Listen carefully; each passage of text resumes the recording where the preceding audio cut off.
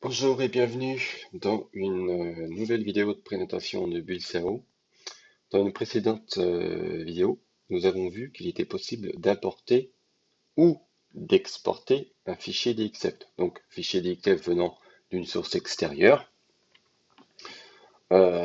type un DXF d'AutoCAD, GStarCAD, BricsCAD. Mais il était aussi possible donc d'importer un DXF, de dessiner dedans avec BuildSAO et de l'exporter en DXF et de le réouvrir avec, par exemple, la visionneuse Autodesk, et ça fonctionnait parfaitement bien. Il était même possible de le réimporter et de retravailler dedans. Donc ça fonctionne. Donc l'import-export fonctionne, DXF. Maintenant ici, nous allons utiliser les outils de dessin. Donc nous allons faire quelque chose d'assez simpliste, hein. Utiliser la polyligne, le cercle, le rectangle.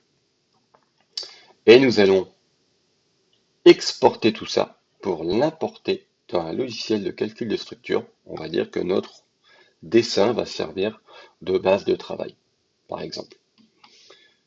Donc ici, nous avons la possibilité de créer un cercle. Donc on peut choisir, bien sûr, l'origine, comme dans tout logiciel de dessin. Donc voilà. On peut lui donner aussi un rayon. Si je le souhaite, je peux lui donner un rayon. Voilà, 400. Pouf. Voilà. On peut désactiver. Vous voyez, si je refais un cercle, par exemple, pouf, pouf, pouf. On est ici.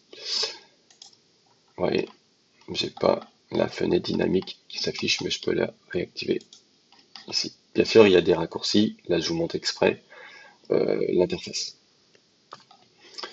On va dessiner un rectangle.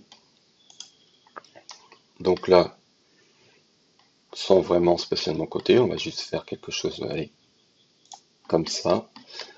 Et puis, on va dessiner une polyligne, tout simple, ligne droite. Donc là, on va mettre le mode ortho. Et vous voyez, touche F8 pour pas être perdu. F8, on va se la mettre comme ça. Et voilà. J'ai donc un cercle, un rectangle, une polyligne. Je vais exporter tout ça en DXF. Hop. Donc comme c'est navigateur, c'est la fenêtre du navigateur qui s'ouvre, mais ça c'est prévu que ça ne s'ouvre plus et qu'on utilise la petite fenêtre qu'on a vue juste avant. Donc on va l'appeler modèle,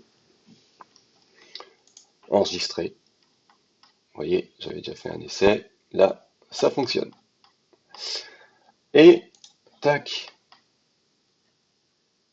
tac, mon logiciel de calcul des structures, en l'occurrence là j'utilise Diamond de chez Buildsoft pour faire l'essai, et mon fichier de dessin qui est ici. Et donc du coup, je pourrais passer directement par le logiciel de calcul, faire fichier, importer un fichier TXF.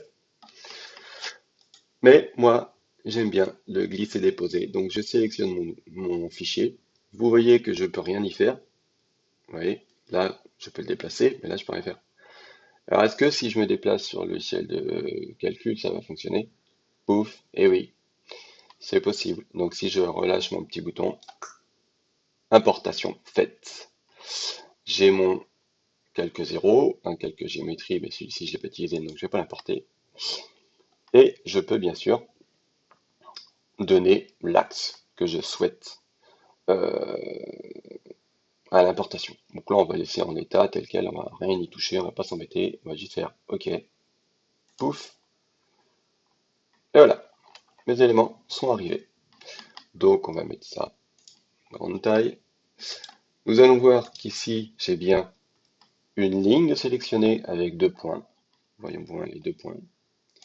On va par exemple sélectionner celui-ci, j'ai bien 4 lignes sélectionnées avec 4 points. Donc c'est bien détecté comme des lignes DXF. D'accord. Je peux tout sélectionner. Ça fonctionne aussi. Je peux aussi changer la couleur du calque. Hop, hop, appliquer, ça fonctionne.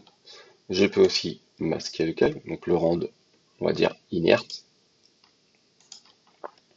Vous voyez, donc je peux plus les sélectionner. Donc, ça, c'est parfait, ça fonctionne. OK.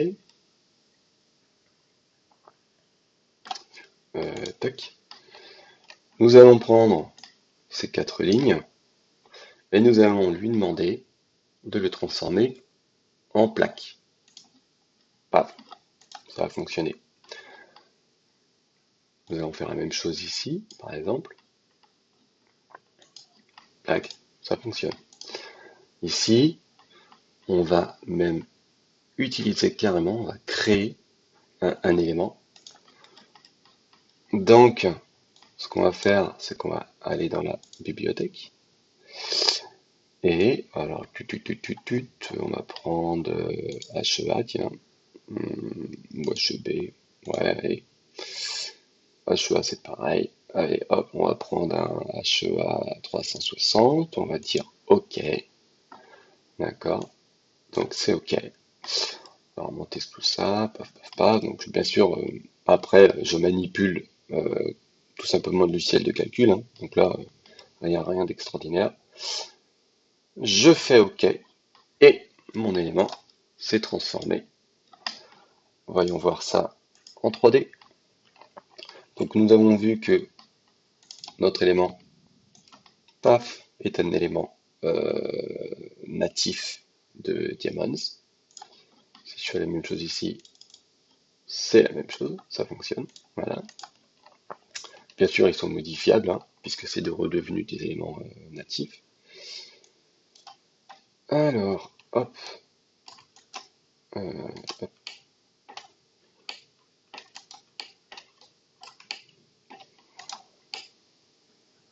Voilà, tac. Donc, ici, nous sommes bien sur un HEA. Oui. Donc, la ligne est bien devenue un élément HEA natif. Voilà. Donc, ça fonctionne. C'est parfait. Donc, ça veut dire que nous pouvons dessiner notre trame dans Bulsao. Et une fois que notre trame est déjà réalisée dans Bulsao, l'exporter en DXF classique, standard, normal, l'importer dans notre logiciel de calcul et commencer nos calculs. Alors, bien sûr, dans Bulsao, dans Diamonds, il y a bien sûr la possibilité de créer des trames automatiquement, hein. Mais il est bien sûr possible d'utiliser un DXF pour se faire une première base de travail. Voilà, donc nous étions sur la solution Bulsao qui est en cours de développement, qui avance assez bien. Et la prochaine fois, on essaiera de détailler un peu plus tout ça. Voilà, tous les autres outils, les raccords, les chanfreins et ainsi de suite. À bientôt.